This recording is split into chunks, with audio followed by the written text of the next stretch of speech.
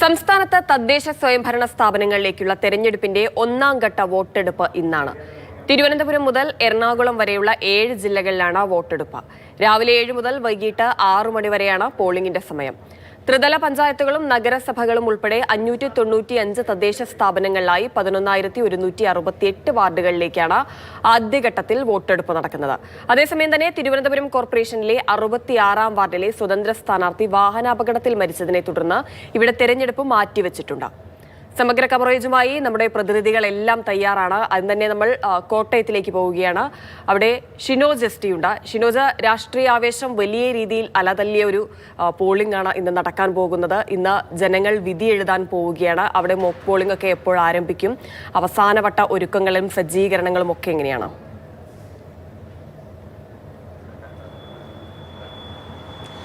ഹിമ, mock polling ആരംഭിച്ചു കഴിഞ്ഞു. ഞാനിപ്പോൾ നിൽക്കുന്നത് ചങ്ങനാശ്ശേരി നഗരസഭയിലെ 5 നമ്പർ ബൂത്തിലാണ്. അല്പസമയം മുമ്പാണ്, ഏകദേശം 5 മിനിറ്റ് മുൻപാണ് ഇവിടെ മോക്ക് പോളിംഗ് നടപടികളൊക്കെ തന്നെ ആരംഭിച്ചത്. 3 പാർട്ടികളുടെയും മുന്നണികളുടെയും ഒക്കെ തന്നെ ഏജന്റുമാരൊക്കെ തന്നെ ബൂത്ത് ഏജന്റുമാരൊക്കെ തന്നെ ഇവിടേക്ക് രാവിലെ തന്നെ എത്തിയിട്ടുണ്ടായിരുന്നു. അവർ അന്ന് ആദ്യം തന്നെ ഈ മോക്ക് പോളിംഗ് ബന്ധപ്പെട്ട നടപടികളൊക്കെ തന്നെ ഇപ്പോൾ പുരോഗമിച്ചുകൊണ്ടിരിക്കുകയാണ്. ഏകദേശം ഒരു അരമണിക്കൂറിനുള്ളിൽ തന്നെ മോക്ക് പോളിംഗ് അവസാനിക്കും. അതിനുശേഷം 7 മണിയോടുകൂടി പോളിംഗ് ഉൾപ്പെടെയുള്ള കാര്യങ്ങളിലേക്ക് കടക്കാൻ കഴിയും.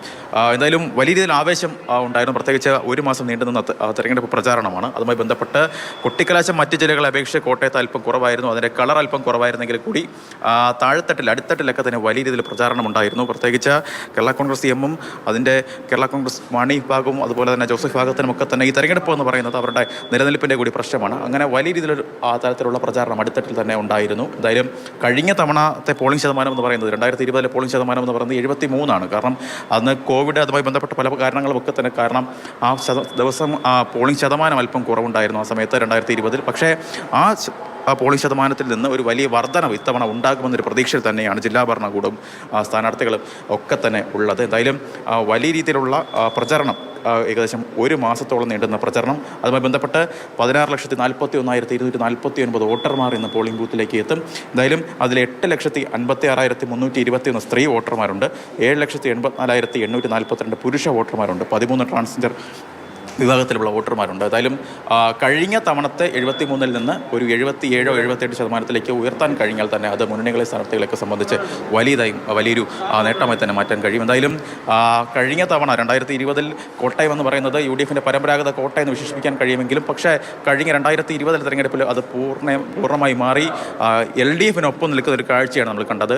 കാരണം ആകെയുള്ള 71 ഗ്രാമപഞ്ചായത്ത്, അതിൽ 51 ഗ്രാമപഞ്ചായത്തിലും LDF ഭരണം നേടുന്നു. 18 മാത്രമാണ് UDFിന് വിജയിക്കാൻ കഴിയുന്നത്. അങ്ങനെ UDFിൻ്റെ കയ്യിൽ നിന്ന് ആ കോട്ട അതൊക്കെ കേരള കോൺഗ്രസ് എമ്മിൻ്റെ വരവോടുകൂടി LDFിൻ്റെ കയ്യിലേക്ക് പോകുന്നതൊക്കെ തന്നെ നമ്മൾ കണ്ടതാണ്. എന്തായാലും അത് ഇത്തവണ മാറ്റി പിടിക്കാൻ കഴിയും. 2015 തരത്തിലേക്ക് മുന്നോട്ട് പോകാൻ കഴിയുമെന്നൊരു പ്രതീക്ഷയിലാണ് UDF ക്യാമ്പുള്ളത്. അതേസമയത്ത് തന്നെ 2020 സമാനമായ തരത്തിലൊരു മുന്നേറ്റം, അതിനേക്കാൾ മികച്ച മുന്നേറ്റം ഉണ്ടാക്കാൻ കഴിയുമെന്നൊരു പ്രതീക്ഷയിൽ തന്നെയാണ് LDF ക്യാമ്പുള്ളത്. അതുമായി ബന്ധപ്പെട്ട് കേരള കോൺഗ്രസ് മാണിക്കാർ ചോദിച്ച സീറ്റുകൾ, അവർ ഒരു സീറ്റ് ചോദിക്കുന്ന സമയത്ത് 2-3 സീറ്റ് അങ്ങോട്ട് വച്ചു കൊടുത്താണ് LDF ഇതുമായി ബന്ധപ്പെട്ടൊക്കെ തന്നെ മുന്നോട്ട് പോയത്. അങ്ങനെ കേരള കോൺഗ്രസ് എമ്മിൻ്റെ ശക്തി കോട്ടയത്ത് എത്രത്തോളം ഉണ്ട് എന്ന് CPM പോലും തിരിച്ചറിഞ്ഞ ഒരു കാലം കൂടിയായിരുന്നു കഴിഞ്ഞ 5 വർഷം എന്ന് പറയുന്നത്. അങ്ങനെ അതിനാൽ തന്നെ ഈ തെരഞ്ഞെടുപ്പ് മാണിക്കാർക്കും അതുപോലെ തന്നെ ജോസഫ് വിഭാഗത്തിനും ഒക്കെ തന്നെ വലിയ രീതിയിൽ ഉണ്ട്. എന്തായാലും 71 ഗ്രാമപഞ്ചായത്ത്, അതിൽ 1,223 വാർഡുകൾ, 11 ബ്ലോക്ക് പഞ്ചായത്തുകൾ, അതിൽ 157 ഡിവിഷൻ, ജില്ലാ പഞ്ചായത്ത് ആകെ 23 ഡിവിഷൻ, 6 നഗരസഭകൾ, 108 വാർഡുകൾ. അങ്ങനെ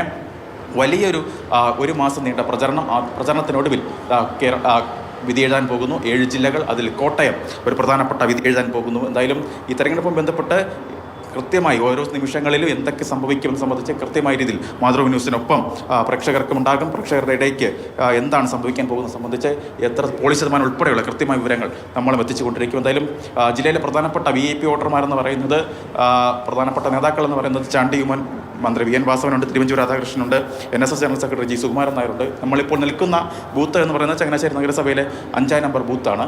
ഈ ബൂത്തിലാണ് NSS general secretary G Sukumaran Nair vote ചെയ്യാനായി എത്തുന്നത്. ഏകദേശം 7:30 NSS ജനറൽ സെക്രട്ടറി ഇവിടേക്ക് എത്തുമെന്നാണ് നമുക്ക് മനസ്സിലാക്കാൻ കഴിയുന്നത്.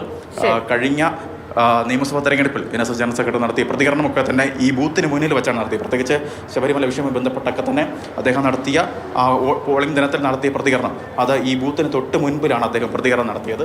അങ്ങനെയുള്ള ബൂത്തിന് കോട്ടയം ജില്ലയുടെ പൊതുവിലുള്ള ഒരു രാഷ്ട്രീയ സാഹചര്യമാണ് ഷിനോജ് എസ്റ്റി പങ്കുവച്ചത്.